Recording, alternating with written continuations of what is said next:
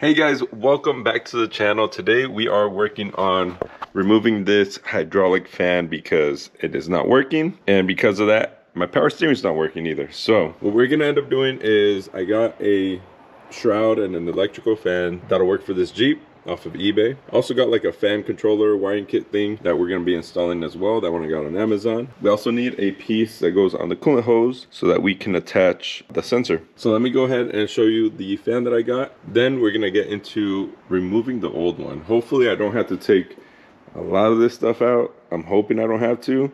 Even if I break this, it doesn't matter because I'm not using this again. But yeah, that's what we're going to be doing today. So this is the kit I bought on eBay, GPI Racing.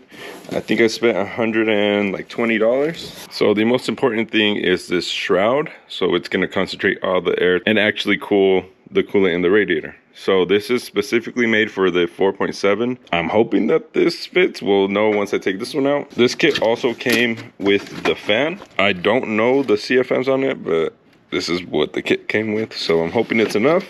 Now, the important thing is the wire harness we're gonna be using. We're gonna end up putting it somewhere in this area, somewhere where it's not gonna be directly getting heat. And also the main thing with those is you need to have one wire connected to the air conditioning. That way when you start the car and you turn on the AC, the fan will actually kick on. That way your AC works, so that's very important. I'll show you guys that when we get to the wiring part. But right now, I'm gonna work on taking this old fan out, hopefully seeing if this fits. And it's gonna be kind of hard to see, but there are 4 bolts holding this fan shroud and fan up. Then we also have to disconnect the hose that goes to the power steering pump and also the hose that goes to the gearbox. The whole kit, it's about $180 around there, so under 200 bucks. Hopefully that works. Oh, I forgot to order, but I need the hose that goes from the power steering to the gearbox, so I need to make sure I order that today. Okay, so I have removed the 2 hoses, loosened up the fan, so now I just gotta struggle to get it out. All right, we're gonna break off the tabs. That should help. Okay, so I have to cut off all the mounts pretty much, but it looks like it's finally coming out.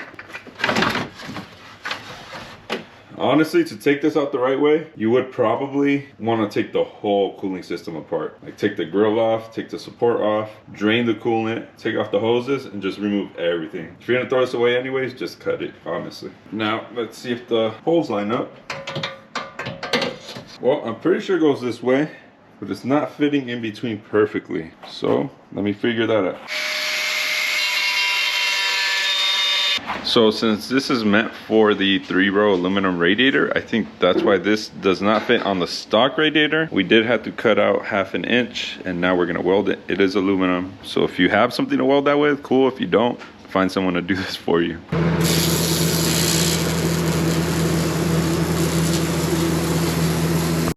All right, so here is the finished product. We did not weld all the way through. I'm gonna use some foil tape just to cover the openings, I guess. That way air doesn't get sucked in through here. Yeah, here's the inside as well. And no, we did not clean the area. We just went ahead and went for it. Also for the fan, the holes that are already in here obviously do not fit the fan that comes in the kit, which I think it should, but it doesn't. Anyways, I just drilled out some holes, put in some bolts. The kit also did not come with bolts for the fan, which I think it should, but for the price, I guess it is what it is. So yeah, those are the modifications you need to do to make this fit on the WJ. I also think that I will need to cut these so it's just open. The screw is probably gonna sit right at the edge. We obviously shortened it up. And to be fair, these did not line up perfectly out of the box anyways. So yeah, just little modifications like that to make it work. It's gonna work though. So the next step I'm gonna do is I'm gonna place some foil tape along the crack on the outside and the inside. And also this plug I'm gonna end up changing. So I got the wiring kit now. This is the kit we are using.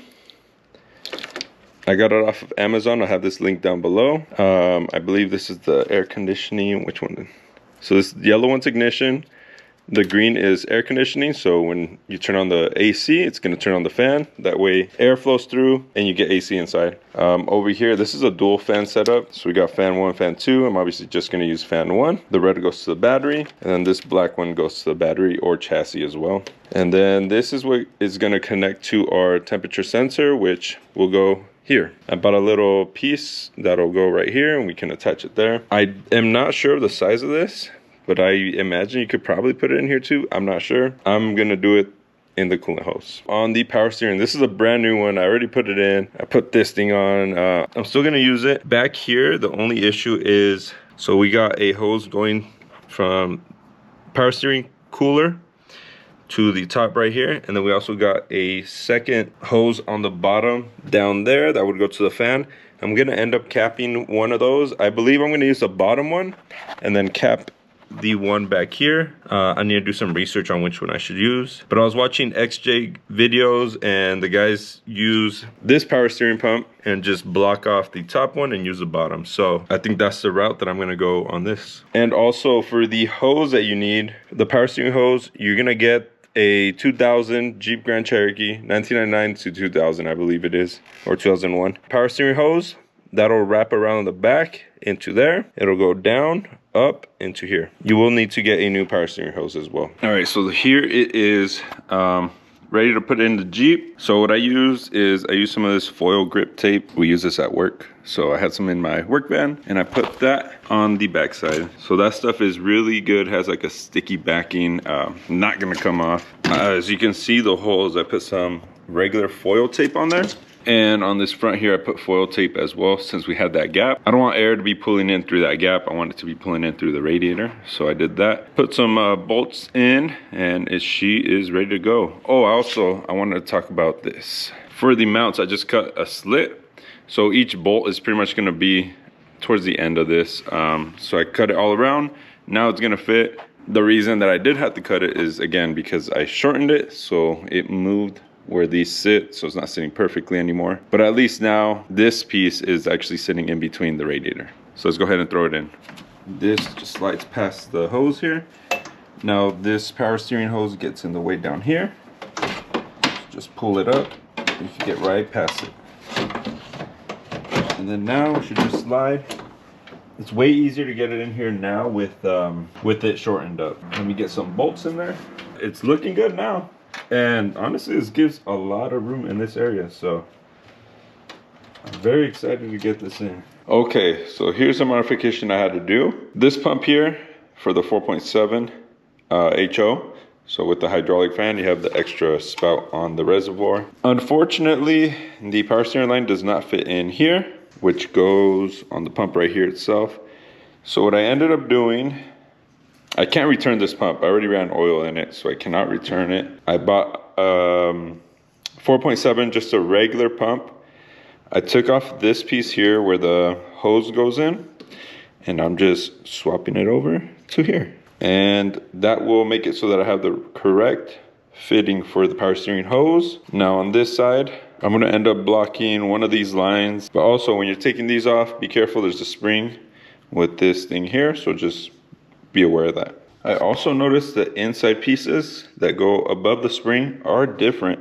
So this is from the regular pump. Look at the hole on the bottom, you got that mesh, and then another hole on this side.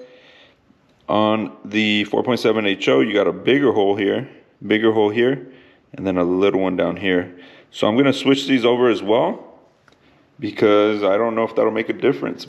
Okay, so I did a lot of work and I didn't record it, but here's what we got going on. I have the HO pump. I changed the fitting where the power steering line goes. So I connected that there, and that connects over here on the gearbox. I started wiring everything up. Again, this is all temporary just so I can move this out of here. I am moving from this house, so I need to just get it out. So I put the fan controller in here, positive to here, the negative on here. This goes to the fan itself. So I connected this switch to the fan. I wanted to, you know, solder it and heat shrink, but I don't have the time to do that. So I'm doing it with connectors.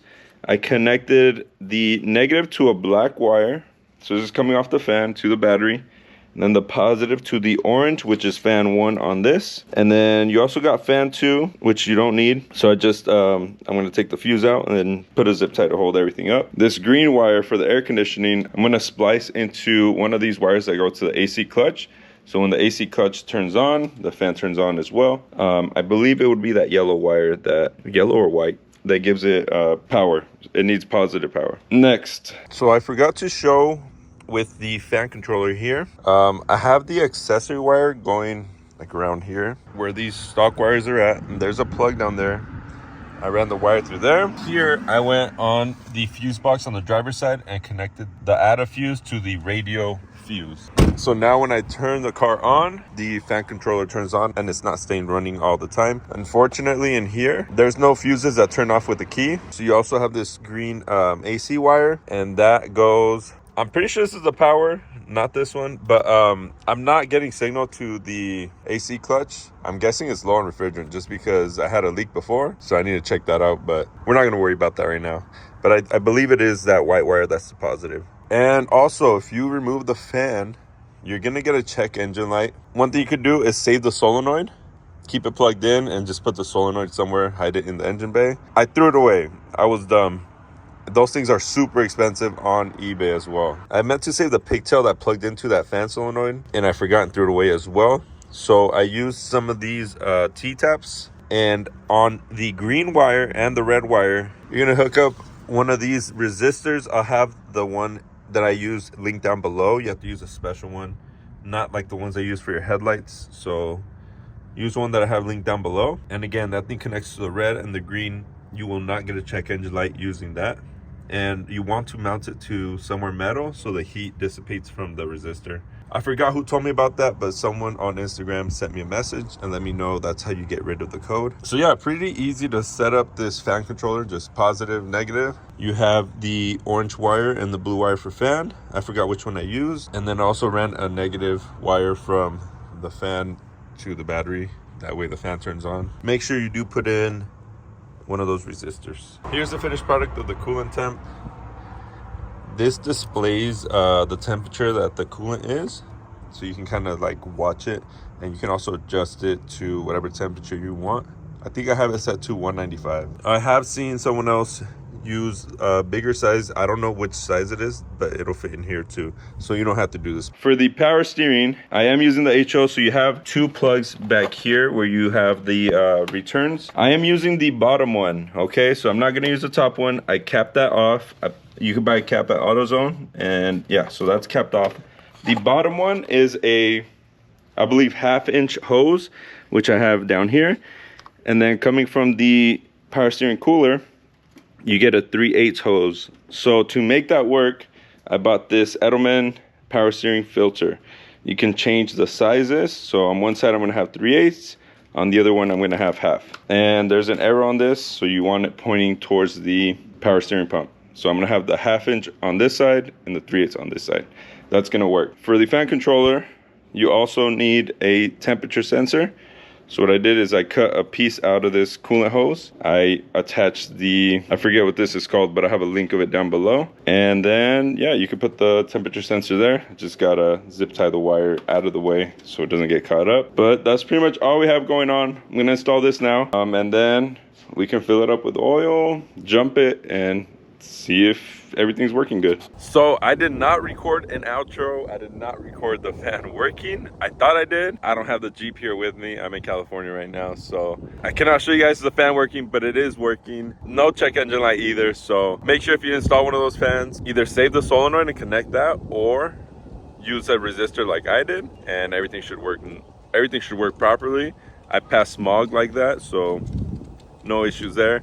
It is cooling now. I can actually drive the Jeep. It drives good now. This video helped you guys out and you guys enjoyed it. Make sure to give it a like. Comment down below any questions, or if you guys have done this before and have any suggestions for how I could have made it better, let me know. Anyways, I'll see you guys on the next video. Peace.